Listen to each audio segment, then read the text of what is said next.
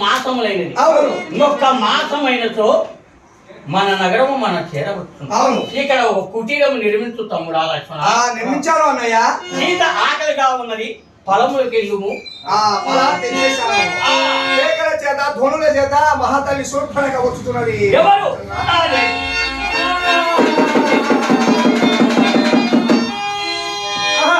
కుమారుడు.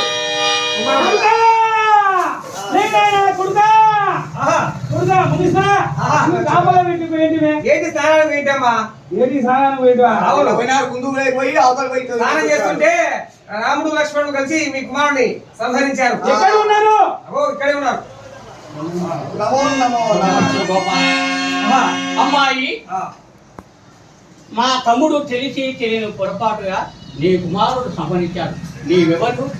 నీవేళ వచ్చావు? నీ పేరేది? నీ ఊరేది? మాది లంకా నగరము. మా అన్న రాముల బ్రహ్మ. మా యొక్క తాడికి నా మొగుడు విద్యుతమ్ముడు, నా కొడుకు జంబూ రామచంద్ర.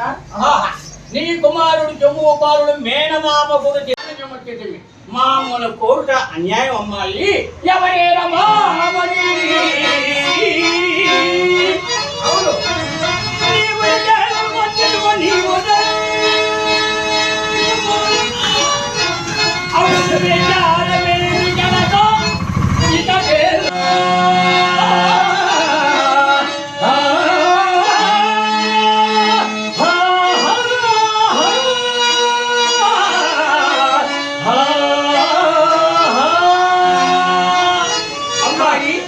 నీ కుమారుడు నా తమ్ముడు లక్ష్మణుడు తెలిసి చెల్లెలు పొరపాటుగా సంహరించాడు.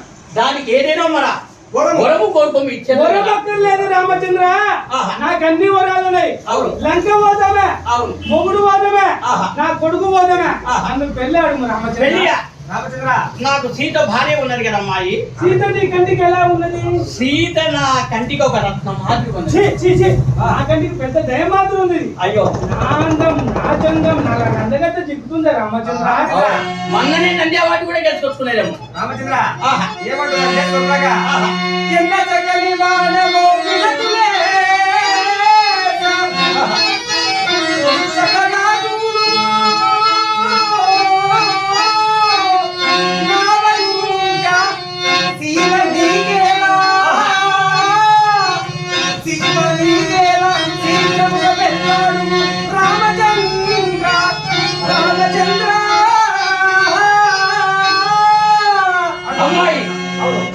నాకు సీత ఉన్నది, నా తమ్ముడు లక్ష్మణుడి చెంతకెళ్ళము.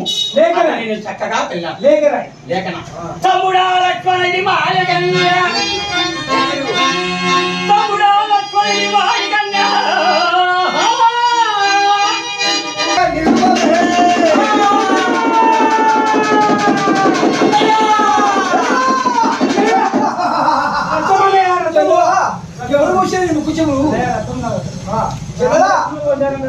రాముడు భీముడు దేవి ఆయనలో మన నంద్యాల